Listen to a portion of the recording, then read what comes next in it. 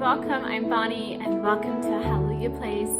Today I am making this video to check in to see how everybody is doing with their first couple of weeks of homeschooling. So some of you guys may be homeschooling veterans, some of you may have been homeschooling for years, and some of you may just be maybe new to the whole realm of homeschooling. So we are on day 7. And I had a friend text me. She texted me on my first day and she said, "How's your first day of school going?" And I said, is the year over yet?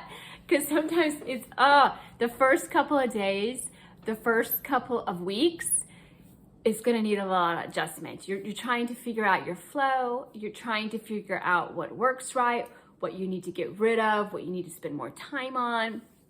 So for us, we're in the seven days, and it's coming upon Labor Day weekend. And I usually always homeschool on those little holidays like Labor Day because I don't want to be out. I want to be able to go out and not have everybody else out.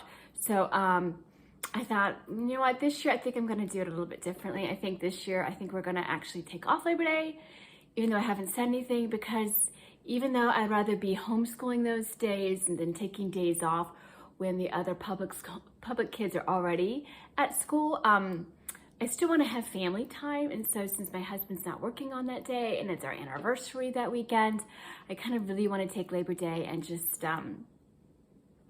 take it off and spend it as family time. So if you don't have to work Labor Day weekend, or neither does your spouse, I encourage you just to take that day off and just try to recuperate from that first week or 2 weeks, or some of you 3 weeks of school. So for us, we are going on our 8th day of school next week. I have a high schooler and I have an elementary, and we use Becca for the most part. But if you know Becca, you know that it's very ordered, that it's one of the longer curriculums to take. It's more homework demanding curriculums. And so we also manage co-ops, and I also am tutoring, and I'm also just doing sports and a lot of other things. So I've had to make a lot of adjustments when it comes to what we're actually going to be doing, what kind of homework to get rid of and have my high schooler not do. So a lot of people are like, well, what do we do? How do we make this work? How do we do with this workload? It's not working out for us. My high schooler is spending all day long doing school. And some parents are like, that's fine. That's what you're supposed to be doing. You're supposed to be doing school from 8 till whenever. But for me, we get up and we start our day by 7. So I'm usually up, I'm usually getting up, I'm usually ready.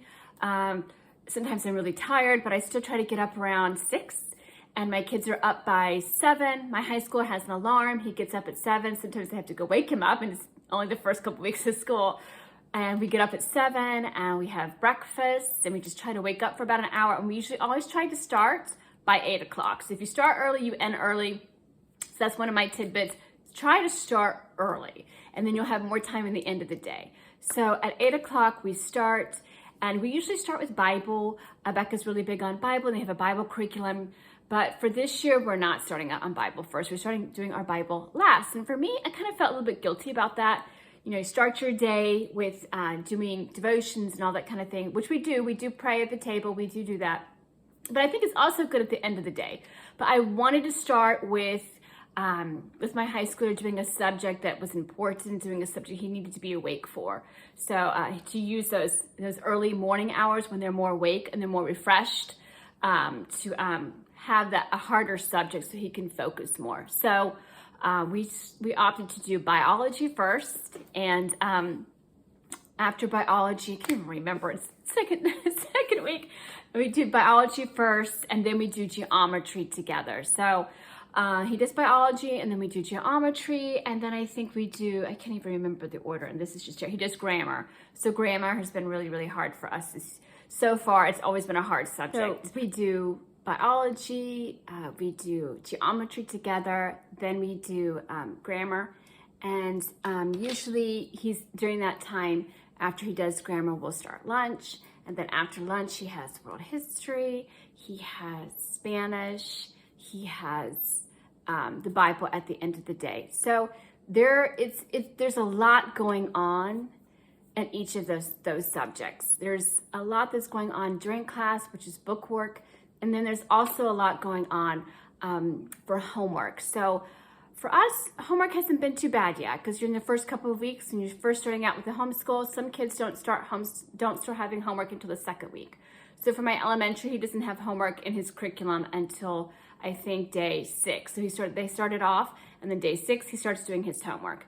And for my high school right now, it's okay. But when sports start, which is usually after Labor Day, that's when the craziness starts, because they'll have their sports. Well, he swims. So he has his swimming for 2 hours, 2.5 hours in the evening. And then my other son has soccer. So if you have a child and they have sports, it takes 2 hours a day, and then it seems like they're always doing sports, working, and then doing, working on their homework. So I'll have to cut back on some of the homework. And so well, what do you cut back on? So Becca has, or whatever curriculum you have, they may have homework, they may not. But for us, we have homework. So we basically cut back on his strongest subjects that he already knows the most about. We usually always do math. Math is a homework that we always do, even when we're sports. Sometimes it's 8:30 at night. We've got to get the homework for math in, because math is one of those subjects that you have to stay on top of, or you're going to fall by the wayside. So he's interested in science. He wants to pursue science and history. So we make sure that we at least do the biology reading. History is something that he knows a lot of already. So far, none of it's new material. And then the literature part is where I kind of drop off.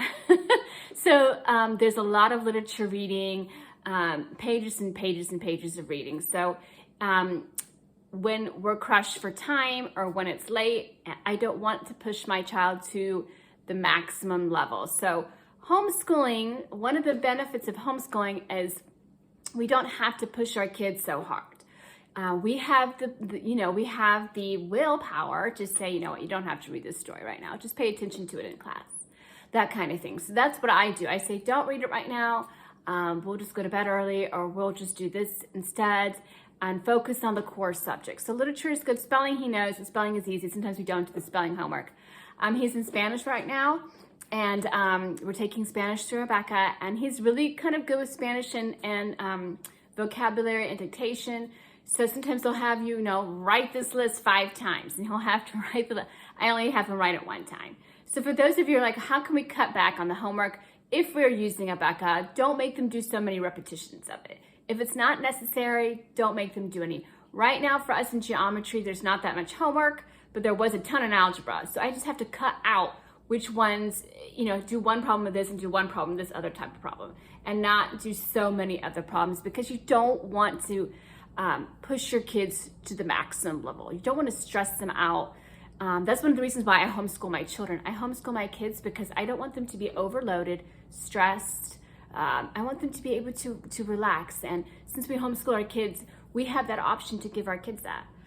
We can either work them nonstop, which we don't really want to do probably, or we can give them this time off that they need to refresh themselves and to refresh you, as the parent, as the mom. You can as well refresh yourself. So my elementary child, he's really good with doing his work. Then he'll do his homework. He's very independent. So I've seen a lot of that already this first 2 weeks. I've seen a lot of independence from my kids. They're starting to take on their workload, and it's not without a struggle sometimes. So sometimes you might be at your max. You've already reached your max. It's the second week and you've already reached your maximum load. Try to just work things out. Try to have peace. Try to have a little bit, give yourself grace, give yourself some time for the homeschool curriculum to start working, for you to start getting into your rhythm. And once you get into your rhythm, it will get better.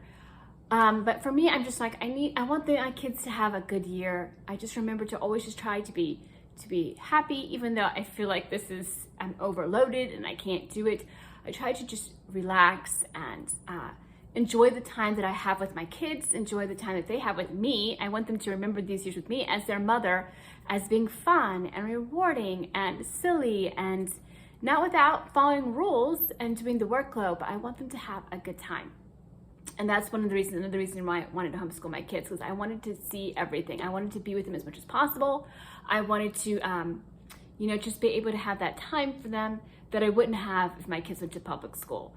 So what else? So we're just trying to still figure out what we need to cut out, what we need to keep. And when sports start, we'll have to cut stuff out, and that's okay. Don't feel bad if you have to cut things out. Cut homework out.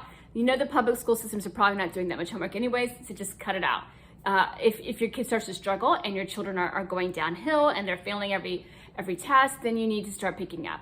So Saturdays and Sundays, they can do more homework. I do have my children do homework. My high schooler is doing homework today, and it's Saturday. So another thing that I found that has been helpful for me is, which you may already do this, I used to always go grocery shopping on Saturdays. So I have stopped doing that, and now I go grocery shopping at night, which is harder on me because I'm tired and I won't get home till around 10:30 at night or 11 o'clock at night. But I have just started to just go grocery shopping at night because there's less people there, and we live in a college town, so the college kids are back, and it's just crazy. And I could do it so much faster if it's nighttime and my husband's there to watch the kids. So he'll come home. He comes home late, so he comes around 7:30 or 8, and then I just jump in. He puts the kids to bed. They don't, of course, they don't have any swimming or any of that right now. But once they do, I'll still have to go grocery shopping at night. So that is the thing. Try to go grocery shopping at night. If you go grocery shopping at night, or if you just do pickup, then that's easy for you. But I go grocery shopping at night, and then I had the whole day Saturday today to clean the house, to basically spend time working with my oldest on homework because he doesn't have swimming on Saturdays. And then Sundays, I used to go grocery shopping on Sundays too, but Sundays now I can just stay at home because I already have my groceries and I can meal plan for the week. So that's something else I'm starting to do, and something else I'm starting to make videos on is just weekly planning for my meals, so what I'm going to do, and to do that the night before. So I'm not good at that, but I have to do my meals the night before. I have to prep. I have to do all that, cut everything up, cut all the ingredients up, everything that I need. And that way, when the next day rolls around, my dog keeps walking back and forth because my kids are gone. But that way, when the evening meal comes around, I'm not being rushed around to make the dinner and then get everything ready and then rush out the door for sports, because it's just crazy. So what else? That has also been what's going on the first couple weeks. I think I'm going to take off more holidays this year that are just regular holidays for the school year. I'm going to take those off, and then just doing my grocery shopping at night and just being more at ease, because the longer I've been homeschooling my kids, the more we kind of get a feel for this is not good. This is not worth the time. You can see something in the curriculum, you can see something and be like, for me, I'm like, this is crap. We're not going to do this. We're not going to do this assignment. This is not right. This is just too much time, or this is just ridiculous. I don't know. I think I compare them to the education that I got. They know far more than I ever knew. So at that age that they are in. So I think that we're doing a good job. And especially if your kids are little, if they're like 3, 4, 5, if they're, younger than 10, just relax. And as long as you're doing those core subjects, as long as you're doing a little bit of math, reading, and writing, the other subjects just come with time. And science can be outside. History can be going to a museum. It doesn't need to be stressful. It just doesn't, because they will eventually get it. They will eventually get it, and they will eventually succeed in whatever it is that they love to do. And that's something else. I don't want my kids to always have a book in front of them. What do you want to do? What do you want to learn about? Let's go learn everything we can about the area that you're interested in. And it just makes homeschooling so rewarding. And another thing this year, take pictures of what your kids are doing, put it together, a little homeschool photo album for them. Keep track of what you're doing throughout the day. If you go anywhere, if they see anything, if they make a discovery anywhere, photograph it, and then you can print it out. There's I use MPix. So MPix is good for just putting together albums for you really quick, and then there you go, there's your homeschool year. So before you go past those first 3 weeks of school, start taking pictures of things that your kids find interesting, things that are funny, things that you work through to make up this homeschool album for your kids. So that's something that I've started on. I just create a folder in my photo album app on my phone, and I just start taking pictures and putting photos in there. So by the end of the year, all of my homeschool photos are in one album or one file, and it's so easy because there's been too many years. I'm like, where are my homeschool photos? And I don't have them all together. So try to have a homeschool photo file all together for you and your kids, and then they'll be able to look back on it and have good memories and good times. What else? So I've gone back and forth with homeschool planners. I think there's a homeschool planning or a calendar company called Plum, I think, that a lot of people are talking about online, and a lot of YouTube videos on Plum calendars.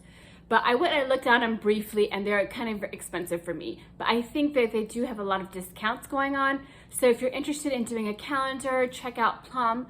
I think it's plum paper. They're supposed to be able to allow you to reorganize, how you want your calendar to be, what spaces you want to put on your calendar when you're organizing. But for me, I found a really good calendar at Target. One of the best ones that I found as a homeschool mom, and I think it was like $11 or $14. It was a really good deal. And I'm actually gonna go get it because I forgot to bring it, of course. But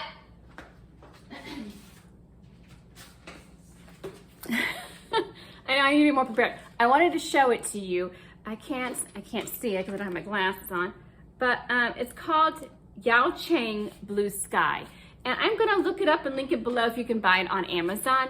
But this is the best one, you guys, for just planning my days. I can put everything in it. I can plan what I need to do for tutoring. There's stickers in it.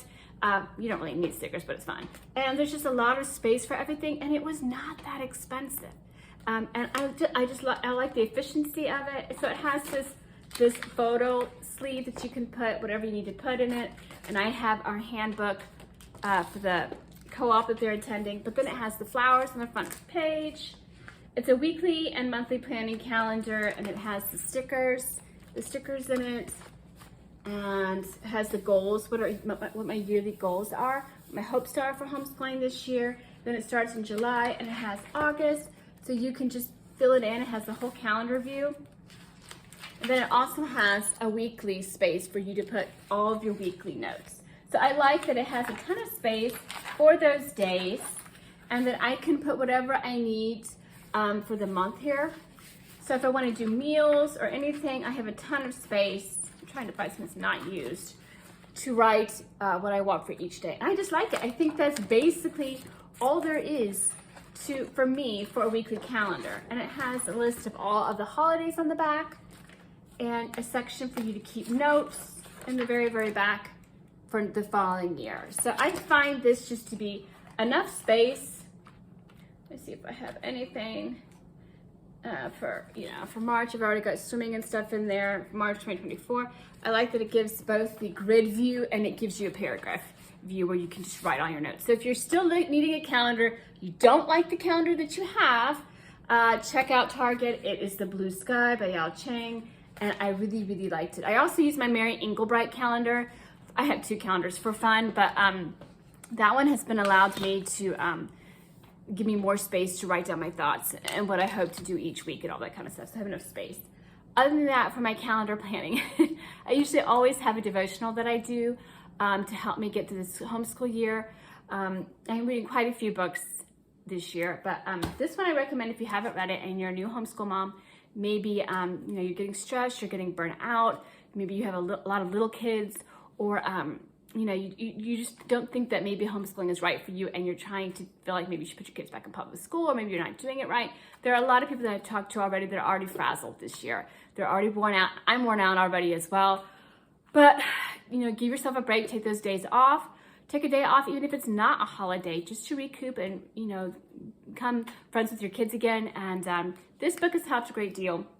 Teaching from Rest by Sarah Mackenzie. She also has a website. She does a lot with readers and books. Teaching from Rest is a homeschooler's guide to unshakable peace, and she, of course, is a homeschool mom. So I encourage you just to go ahead and look it up on Amazon, see what you think about it. I do recommend it. I wanted to read just a small portion of it. I folded it down. She says, we recognize all the small moments throughout our day for what they are, the makings of a cathedral of timeless beauty, the planting of seeds that will bear fruit in their season. So she has more of an approach of, you don't really need that much curriculum. You don't really need that much books. You need to be more out in nature and discovery, and just about, everything is going to be okay because we know that God is in control. We know that God loves our children more than we could ever love our kids. And He knows what's best for them. And we just pray for direction. As parents, I just pray for direction and directing my kids towards that right path. So I recommend this. It's got great reviews online, so check it out. I also have been doing this devotional for a long time. I think I've done it for about 2 or 3 years now. Streams in the Desert. It's 366, a daily devotional. So this is a devotional for every day. And it is written by a woman who was a pioneer missionary in Japan and China. And she left to come back to the States to take care of her her husband who was ill. And so this is how she just found encouragement throughout the day. And it's just been refreshing, and it's not watered down. So a lot of books I read that are just too watered down. This one is deep. It has a lot of theology, but it has a lot of encouragement in it as well. And try it if you're looking for a daily devotional for every day. I do recommend this book. So I'm also reading something for our Charlotte Mason group called Pocket Full of Pine Cones. I like this book as well. It's more of a story based about her. It's fiction, so it's not true, but she bases it off of some of the things that she did with her own kids. It is written by a homeschool mom who homeschools her kid. She home educated her 3 children. While writing the story, she lived in Maine. She now lives in Pennsylvania. She continues to challenge herself to write the kind of book a mother will refer to again and again for encouragement. So there's this one that we're reading as part of our homeschool co-op, and this one that we're also reading. This one goes over all the seasons. It goes through what she does during autumn and winter and spring and summer. It goes through all of the seasons, and yeah, I like it. It kind of reminds me of the good old days, or the old days. This one is from a different perspective, but it's about a homemaker who basically lives in the 1930s. So it's just one of those old time, but it's also teaching you and giving you insight into how you can also homeschool your kids and teach your kids life lessons that they really need. And yeah, I just love the illustrations in this book. So these are all kind of expensive. You can find them on Amazon. I can link them below, but they are rather pricey, but I think otherwise it's encouraging, because women have been homeschooling their kids forever. So if you're discouraged, you just think of all the women that have taught their kids, like Abraham Lincoln, Albert Einstein, I believe his mother taught him, Thomas Jefferson. You think of all of these people that were basically taught by their moms, and look how they work today. And homeschooling is still getting great reviews.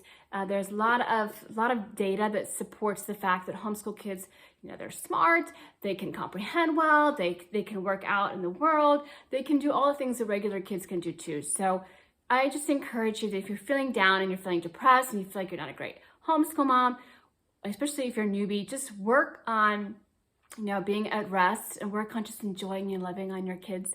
And it will all work out, and you'll eventually get your rhythm. Your kids will get the rhythm. They'll get used to it.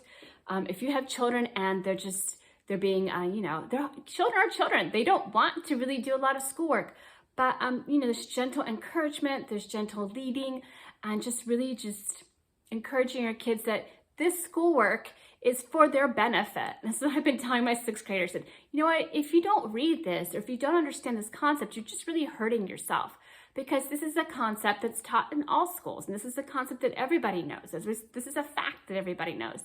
And when you're not putting the work into it to learn that concept, or learn that math fact, they're really just hurting themselves. So I don't want to be seen as a mom, as a taskmaster in front of my kids. I'm like, to my high school, I'm like, you know what? This is something that people your age know about. This is an event, or this is a fact, or this is a skill that a lot of people your age know. So when you don't want to devote the time to learning and understanding that, you're just hurting yourself. And that has gone over well with my kids. So try that. If you're having some resistance with your kids, try that, and maybe that will help them see that, this is important, not just because my mom says it is, but because other kids know this as well.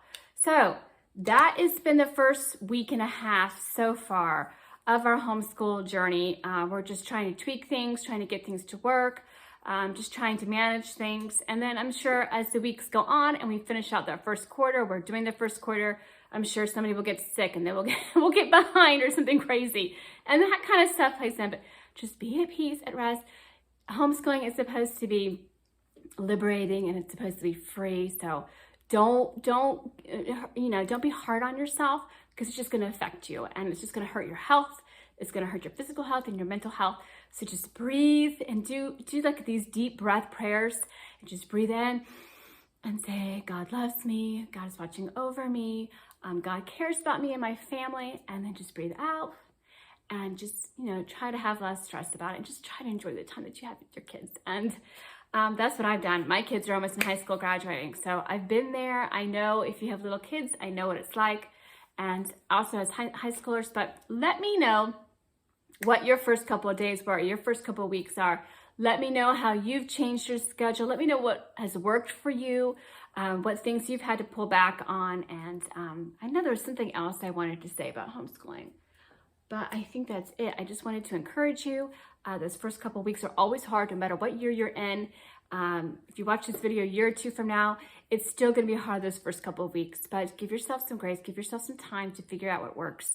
And yeah, if you have any comments, questions, just let me know in the comments below. And thank you guys so much for watching. And if you haven't subscribed, please hit subscribe and like, and just so thankful for each and every one of you and for commenting. And also, I will be putting more posts in the community section. So check the community section. I'm going to put links to things that I like, things that I like to buy, things that some studies, fall studies that we've done with the kids, or we will be doing with the kids, or we have done with the kids in the past. So check out the community page, because that's really quick for me to post. And I'm going to hopefully make these bi-weekly videos every 2 weeks and put them out there for you guys. And I still hope to have homeschooling weekly videos. I just needed to find my footing. So I know it's been like 2 weeks, but I needed to be like, okay, I have to really focus, and I have to really find my groove for the first couple of weeks of homeschool, see what works, that kind of thing. But yes, I know. So thank you guys so much for watching, and I will talk to y'all later.